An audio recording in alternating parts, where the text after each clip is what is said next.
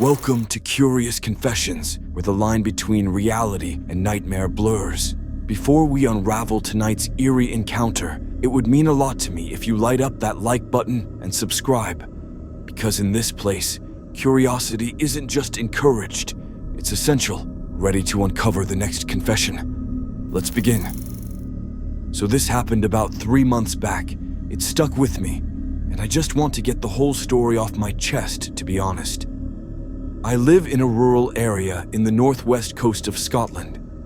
The scenery is beautiful, with lochs and bens, lakes and hills for the non-Scots, right outside my door. The nearest village is about a 15-minute drive away, and only has a few hundred people itself. Other than that, there are a few other houses sparsely dotted about, but the closest neighbor is still a mile or two away from me. My house is next to the loch, which I'll fish in from time to time, and a large field which acts as my backyard. The field is then abruptly met with a tree line, which is the entrance to one of the largest wooded areas in Scotland. That's more or less the layout of the gaff. Other than that, it's just me living there. My other half passed away a few years ago, and since I fell into a bit of a depression, it was a tough time in my life, but I got through it. Especially after I adopted the wee man, Alfie. Alfie's a border terrier and acts as my best pal. He goes everywhere with me and has really been the difference between life and death at times. Because we're so isolated up here, the usual routine is just before bed, about 9 or 10 p.m. I'll open the back door for Alfie to run round the field for a bit. Get out any last-minute shites or pisses. It's Scotland. So naturally, 360 days of the year are freezing. Because of this, I'll shut the door behind him and wait for him to come and scratch the door after to let him in. So this one night, 25th April this year, things were as normal. I was sat watching some rubbish on Netflix, Alfie next to me. The wee man got up and started stretching, so I made a mental note to go and let him out. I finished watching whatever I was watching, went and opened the back door.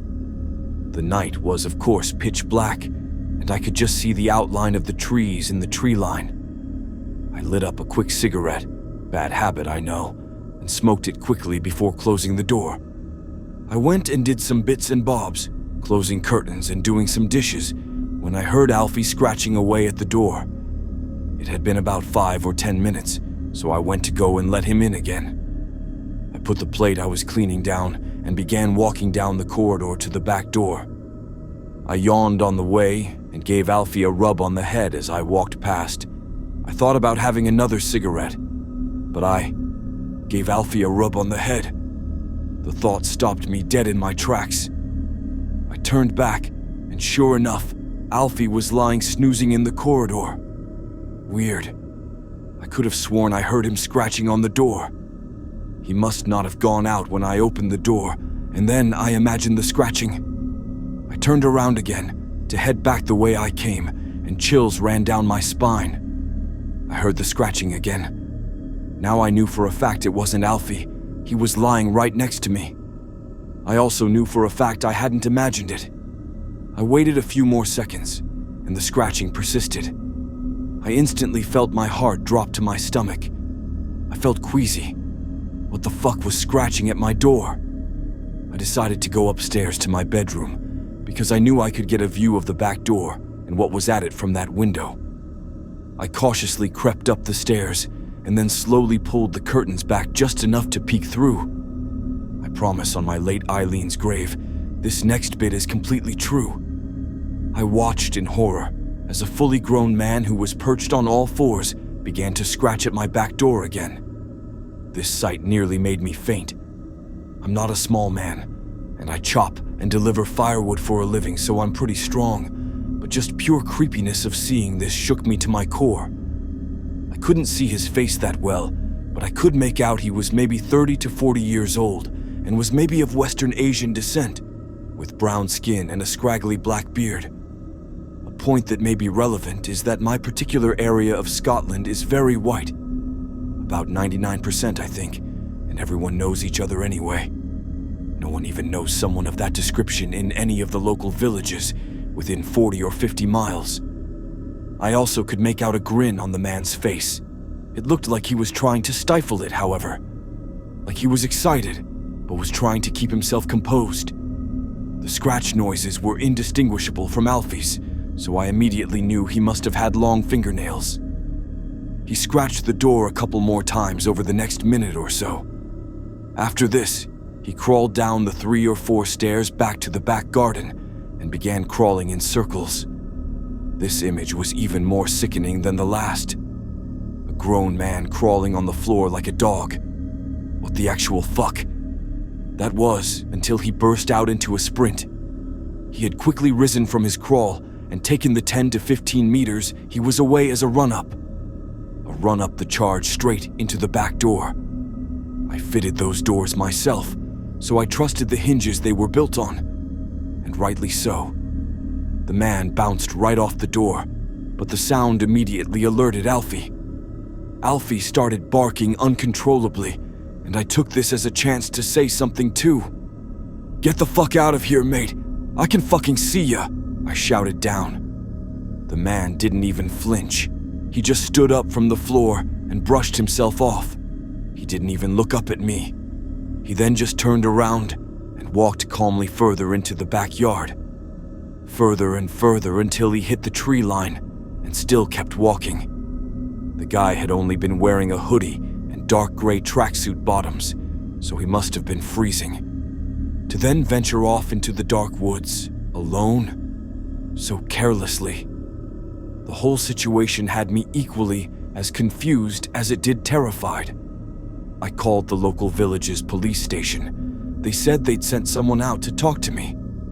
When the officer got here, I told him the story and recounted the man to the best of my abilities. But after I finished recounting the tale, all I got was a, "Are you drinking again, Derek?" I couldn't believe it.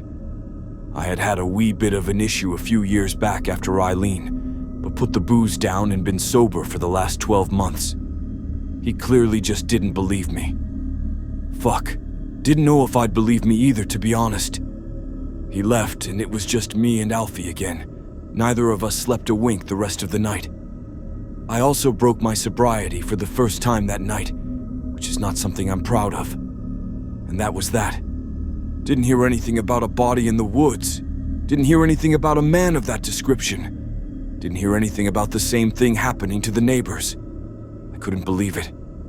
The more I went over it in my head, the more it began to terrify me. That man must have been watching me and noticed my habit of letting Alfie in when he scratched the door, for however many nights before he tried it himself. It was just lucky Alf decided not to go out that night. The part that really terrifies me is that he never knew I was watching him. So when he crawled down and kept his acting like a dog act facade going, that was just for him.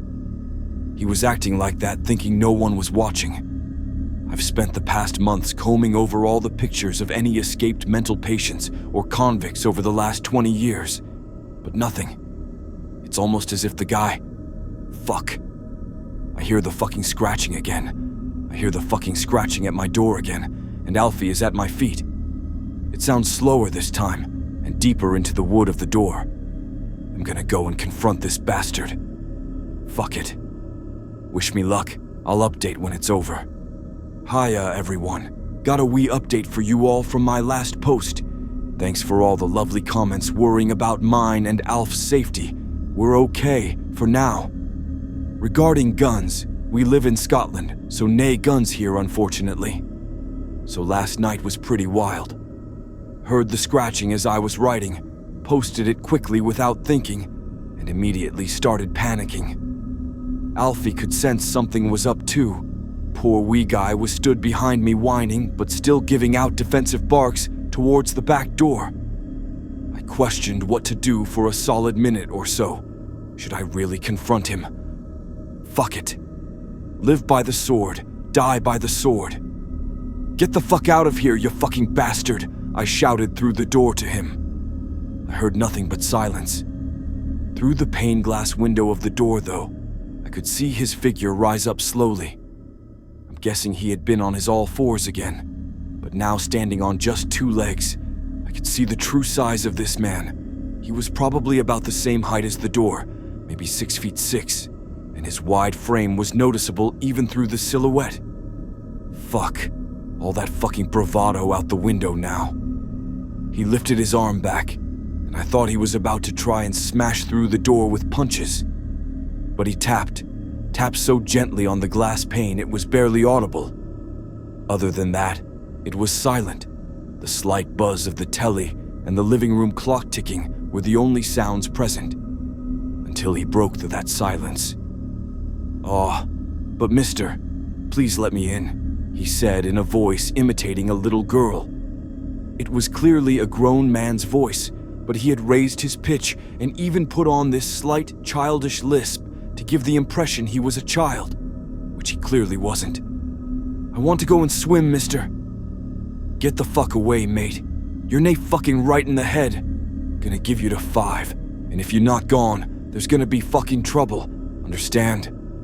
Silence once again. First, second, third. I heard footsteps walking away down the back steps again. Thank fuck, he's going. That relief was short-lived. That hole in my stomach opened again when I heard him going around the side of the house, and this time he was running. I instantly panicked. Shit, had I locked the fucking front door? I sprinted down the corridor to the front door, Alfie at my heels, and turned the key as soon as I got to the front door. Not even a second after the door bolted locked, the handle started jittering. He was trying to open it. He tried 5 or 6 times, and when he realized it was locked, I heard this tiny giggling, as if he was just doing it to himself. This game was genuinely funny to him. I waited a few minutes before going to the window by front door. It was, of course, the same man. He was just stood there, staring at the door, trying to will it open with his eyes or something. That was when he turned, eerily slowly, and looked straight at me through the window. Even thought it was dark, I could still make out the crazed look in his eyes. I could see a lot of people theorizing kelpies or some other Celtic myth creatures, but nae chance. This was the crazed look of a man. A man who had lost touch with everything, lost touch with any shred of sanity he had. He then spoke one last line in his childish imitation voice, one last line that stayed with me. "I'm going to go and swim with Eileen now." What? What the fuck? How did this fucker know Eileen? How did he know her name? How did he know? What happened? I was frozen in fear, in anger, in shock. By the time I looked back at the front door, he'd gone. He was calmly walking away, the same way he'd done into the forest that night a few months back. He was walking away, this time to the loch. He walked and walked and walked, before walking straight into the dark water. I know it's summer, but it's Scotland. That water is still freezing, especially at 3 in the morning. He swam around the corner, a sort of breaststroke, and I didn't see him again. I sat there, me and Alf, shaken to my core once again. What the actual fuck? That last comment, who was this fucking man? I took myself off to bed, in a zombie-like state, and woke up this morning in a daze, surprised I even got some sleep last night. Who was this man? Why had he been trying to get into my house? What did he want? How the fuck did he know my poor late Eileen? So many questions. So there I was this morning, lying in bed with Alf, reading through Reddit, about to start this update actually, when I fancied some coffee to start the day. I went downstairs to the kitchen, and you can imagine my horror when the kitchen floor was covered in water. Water that was clearly from the loch outside. Naturally, on Friday morning, when I woke up to the loch's water all over my kitchen floor, I freaked out. I could tell it was the loch from the darker color, as well as the bits of dirt and grass in the water. My first reaction was, fuck, this freak is gonna be somewhere in my gaff. So I immediately went on a hunt. I grabbed one of the axes I use for work, took the wee man, and searched every room in the house. No one there. Nothing stolen. Absolutely fuck all. That was until I got to my bedroom, the bedroom I had been sleeping in all night. I looked at the wardrobe, closet for my American pals, in the corner and feared the worst instantly. I had a gut feeling something was amiss. I raised the axe up as I walked over. I couldn't breathe, I was that nervous. I took one last moment before I swung open the door. Nothing. No one in there. Fucking relief, eh? But I did notice one thing missing. Eileen's dress from when we got married. It's usually hung up on the far right side of the wardrobe, out of sight, out of mind. But it was gone. It was a beautiful dress, mind, and she'd looked stunning in it. Our wedding down by Loch Lomond in the middle of Scotland, when she came walking down the aisle. Sorry, I'm rambling. I couldn't believe this bastard had taken it. Why her wedding dress? And how did he know her fucking name the night before? And how did he know about... ignore that. Can't be arsed retyping it now. All he left was his dirty clothes in its place, unbranded and no name tags. Fuck. I hope that doesn't mean he's wearing the dress now, does it? I called the local police again and explained the situation. PC Harley answered the phone and barely gave me time of day. Cheeky bastard, same as I'd got from the other officer the other night. Have you been drinking again, Derek? Are you sure you didn't imagine it, Derek? Are you sure you want to push your luck again after last year, Derek? Bastards, holding my history against me. I was innocent anyway. Sorry for all these rambles, BTW. I'm having a wee drink of whiskey while I write this. Makes me chatty. Anyway, it got to last night. Saturday night. Things took a really grave turn. I was sat with Alfie. The night had started closing in. I could hear the crickets outside. The fireflies were in the air, and the air was that nighttime crisp. I fancied a cigarette, so decided to walk down to the loch's edge to have one this time. It's just so quiet, and looking out on the loch whilst having a smoke on your own. It's beautiful. I offered for the wee man to come, but he sort of just whined and didn't want to leave the gaff. Suit yourself, I thought. I left the door just open in case he changed his mind and headed towards the loch. I just sparked my smoke and was looking over the water when you wouldn't believe what I saw. Eileen's dress, floating in the water. That fucking bastard. Taking my dead wife's wedding dress and chucking it in the loch. When I get my fucking hands on him. I knew what I had to do. Against all my instincts, I stripped down my underwear and dove in. I know what you're thinking. This guy's a fucking idiot. I am. But it has sentimental value, all right? I swam and swam further into the darkness until I found myself in the middle of the loch.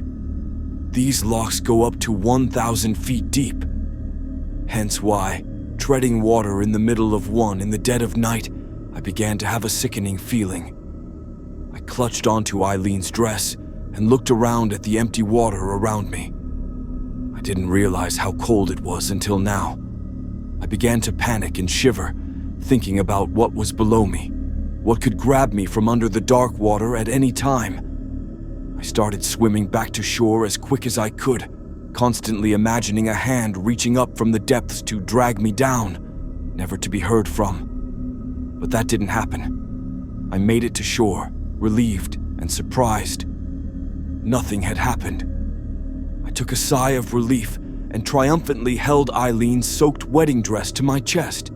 That was when I noticed the front door of my house, the front door of my house that was now wide open. Fuck. Before I could even start my sprint there, I heard Alfie barking a storm. No, Alf. I dropped the dress and began to race to the door as quick as I could. I got there in seconds and came charging in through the front door, the corridor drenched in loch water from my unwelcome guest once again. I looked straight ahead, seeing the back door now open, the water trail on the floor heading that way too. I heard Alfie's bark coming from the backyard now. I tore through the open back door and looked out into the dark backyard. The dark backyard this all started. There he was, racing off into the woods. naked, and with Alfie under one of his arms. He dropped down from his sprint into a spring crawl, like a chimpanzee or something, before he vanished through the tree line, into the forest. This fucking animal. He'd taken Alf. He'd taken all I had left. I staggered back into the house and collapsed on the kitchen floor. Grief, shock, adrenaline, all of them were running through my body. That was when I noticed it. Across the kitchen wall, smeared in blood, Eileen. And next to it, just perched on one of the cabinets, sat an eyeball. What looked to be a human eyeball. I knew for a fact it wasn't Alf's, and I doubted it was anyone else's. Had this fucker really done that? Had he ripped out his own eyeball? I threw up. I don't know if it was the sight of that, or the adrenaline dump, or both. But it all just came out. So that leads me to tonight. I'm sat here, just finished my bottle of whiskey, and I'm feeling brave. I've got my axe right next to me, and a torch for when it gets dark. I'm going to go into the woods tonight. I'm going to get Alfie back, and I'm going to kill this bastard once and for all. The sun sets at around 8 or 9 in Scotland now, so I'm gonna wait for that. Try and surprise him. I know these woods well from lumbering, so that won't be an issue. I'll update when I'm back, if I'm back. Let yous all know how it goes. Wish me luck, God bless, and good night. Hiya, guys. I've got another update. The last one was taken off of No Sleep, and I've been harassed by a mod on there to the point of 14-day ban, so I'll leave a wee link at the bottom of this to the past couple posts to get yous all caught up. So I finished writing update 2, picked up my axe and headed into the forest. I went out there with the intention of finishing this, of getting wee Alfie back. God knows what that man would be doing out there with him. Before it was deleted, I did manage to see a few of the comments, asking what I meant when I mentioned I'd had some trouble with the police in the past. Listen, I'd had some whiskeys. I mentioned some things that were on my mind, but I'm sure they're not relevant to what's going on now. Fuck it. I'll let you know the gist of it anyway. It was about 18 months ago, December of 2022. I was putting in serious hours working. 12 to 13-hour days, 7 days a week. Cutting, shaping, and transporting logs from the local forest into the surrounding towns and villages. My work is tough, and in the Scottish Highlands in winter, the weather gets pretty atrocious. The winds easily hit 60, 70, or 80 miles per hour up the bends, hills for the Americans again, which is where I'm based. There was this one day, Christmas Eve in fact, we were working up one of the bends, clearing it of any trees that posed a warning to the roads at the bottom of the bend if they were blown over by the wind. Eileen was annoyed I was working Christmas Eve. She grew up in an orphanage, so this time of year was hard for her, but money's money. We had this young lad working with us at the time, Alfie Simmons. He had only just turned 17, was just wanting to learn a trade, and picked tree surgery. I wish he'd have picked plumbing, or carpentry, or fucking anything else. Anything other than what he did. Anyway, we were nearing the end of the shift. About 7 p.m. or so, we were talking about the plans for Christmas Day the next day. I remember it so vividly. We'd began to walk back to the car when a huge gust of wind hit us. Probably 120 to 140 miles per hour. We were all floored. I remember hugging a boulder next to me, praying I didn't get dragged down the rocky side of the bend. I closed my eyes and waited. After a few seconds, it died down enough that we could all stand up and look around. And I, Alfie, the young Simmons boy, well, he fell. I became more and more distanced from Eileen after that. Then in January 2023, she vanished. She left a note saying I was getting too much to deal with and left while I was at work. We searched for her for weeks, never found her. Well, we found some of her. A hand and a leg out in the forest.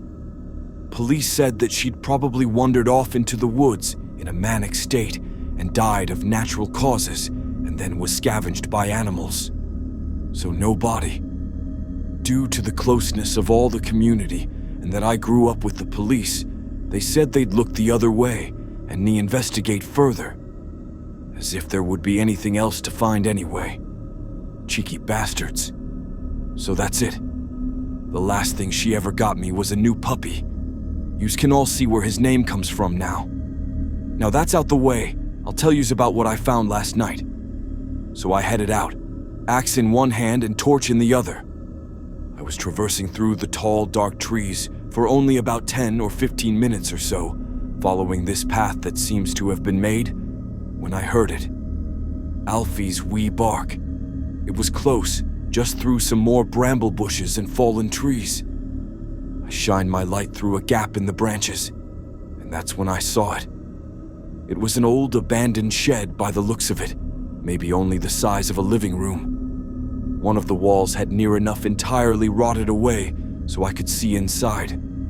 There was rusty tools hung up, a stained mattress in the corner, and dead animal carcasses littering all of the floor. Most of them looked half-eaten. Another wee bark beside the shed. There he is. Bless his poor wee heart. He was chained up at the side of one of the walls, shivering. I ran over to Alfie and quickly started undoing the chains. He started wagging his tail as soon as he realized it was me. "It's okay, boy. Your dad's here." I freed him and was about to leave when I took another glance at the shed. That glance revealed something interesting. Some old photographs scattered on the floor by the mattress. I had to look. I had to see what this monster looked at for sentimental value. And when I saw what it was, I was floored. Eileen? I asked myself. It was her. Unmistakably. Sure, she was younger, probably only 15 or 16, but it was her without a doubt. And there he was as well. I recognized his dark eyes and hair, his brown skin, his smile. But in this photograph, his smile wasn't crazed. It was normal. He was also way younger, and not disheveled, of course, and was only about 11 or 12. They had their arms around each other and were hugging for the picture. I went to pick up a second photograph when I heard footsteps approaching the shed. Shite. I scooped Alf up under my arm and ran around the corner, hiding behind a tree. I watched the man approach the shed, crawling up on all fours. His scraggly beard was dripping with blood, and his mouth clutched what looked like a dead rat. Was he planning on eating that thing? Fuck, those animal carcasses were eaten by him. He suddenly noticed the empty chains on the ground and dropped the rat. He began screaming this horrific scream. I don't know if you have heard a fox cry, but it sounded like that. He looked around and saw me, and I saw him. I saw him, and his missing eye. Jesus, he had gouged his own eye out and left it for me. He let out another blood-curdling scream and began to bolt towards me. I turned on a dime and raced back the way I came, Alfie under my arm, the man on my heels. I burst back through the tree line into my backyard and tore up the back steps and through the back door of my house. I finally turned and looked. There he was, stood just on the tree line, perfectly still. Mouth dripping with rat blood, eye socket dripping with his own. He stared. I stared. This lasted about a minute. Then he turned and walked back into the woods. I put Alfie down and hugged him, crying. Eileen knew this man. What the fuck? What did he want? And thought, oh my God, I have to do something. That's me signing off for tonight. I'll update when I can, if I can. As soon as I'd finished writing the last update, something clicked in my head. Fuck. I raced upstairs and pulled an old shoebox out from beneath the bed. It was Eileen's, stuff from her childhood. I'd put off going through it and clearing it out until now, but I knew I had to in order for this to make sense. In there I found stacks of papers. They were diary entries from Eileen. Fuck, I'd never seen these before. I sat with the wee man and began reading through. Instead of summarizing, I think it's best if I just write what she wrote word for word. 26th November, 2022. Derek's working an awful lot these past few months. He seems to have no time for me, and when he does, he's usually moody or angry. I don't know how I could ever tell him about Ravi. Derek grew up in such a small village, everyone knowing everyone, so he's so close-minded. I don't know how he would react to Ravi. The past few months his psychoses have got worse. He has this new habit too. He's began to scratch at his eyeball. I think when he's stressed, I'm just glad I could build him that wee shed in the forest to keep an eye on him. I just know he'd be in prison or dead if he was out in the real world. We really do need better mental health resources in this country. But what can I do? We grew up in the orphanage together. He's the closest thing I've ever had to a brother. He has his flaws, but he's my family. But Derek would never understand that. He'd see his brown skin and mental issues and see nothing else. Nothing but a freak. I'll keep bringing Ravi food and old photos of us to keep him going, and some comics if he gets bored. I really hope he's okay. 26th December, 2022. Well, Christmas was shite. I don't blame Derek after what happened to that young Alfie Simmons boy, but he really didn't need to drink that much. He got blackout and started screaming at me. We're so isolated out here by the loch and the forest. Sometimes I worry about what he could do. No, that's ridiculous. I think I'll get him a wee puppy. He needs a pal. Border terrier or something. I'm not sure. He still doesn't know about Ravi. I don't know if he ever will, to be honest. 3rd January, 2023. I'm getting seriously scared now. Derek won't put the bottle down. I got him that new dog. He's called him Alfie, which is cute, but he still finds his way of taking his anger out on me. I want to leave, to run away, before I get hurt, but I can't leave Ravi on his own in the forest. I'm not sure. I'll think of something. But I can't run. I just hope he changes. That was the last entry in the diary. Before she went missing. Fuck it. Why lie now? Before she died. Before I, Derek McCrae, killed my wife Eileen Donaldson. I just couldn't put up with the arguments, the screaming. When I had a drink, I became a different person. A monster. A monster even more than that one that was scratching at my door. Ravi, Eileen's brother. One night it got out of hand. I'd finished a whole bottle of whiskey. She smashed an old photograph of mine in anger, crying, and I just had enough. I picked up my axe and just swung. I'm not going to go into details of the rest. I'm sure you can picture the horrific scene. The blood. I rode out to the middle of the loch and tied bricks to her body before I dropped it and watched her sink to the bottom of the loch. Watched my Eileen sink into the dark abyss so gracelessly. I guess he was watching too. Ravi, watching from the tree line. He knew the whole time. Probably why he put her dress in the loch. He was trying to give it to her. Poor fucker is clear that crazy. He didn't know what to do though, until that night. That night a few months ago, when he came to my back door. It doesn't matter either way. After I lied to the police, had the murder covered up, and hid the body, I put it to the complete back of my mind. I almost forgot I did it. I dissociated myself from that whole situation. But after reading those diary entries, fuck. What the fuck have I done? I'm going to turn myself in. I decided that as soon as I started reading the diary entries. But I owed you all an explanation first, so this is that explanation. I'm so sorry to you all. I'm sorry, Eileen. I should have been a better man. I'm going to go to the police now. I'm going to tell them everything. I'll bring the diary entries. Just after I finish this bottle. Wait.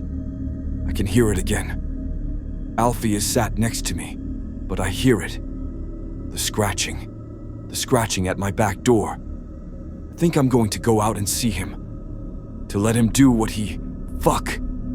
I heard a window smash. He's in the house. I need to finish this now. God bless and good night. Thank you, everyone. And Eileen, I suppose I'll see you soon.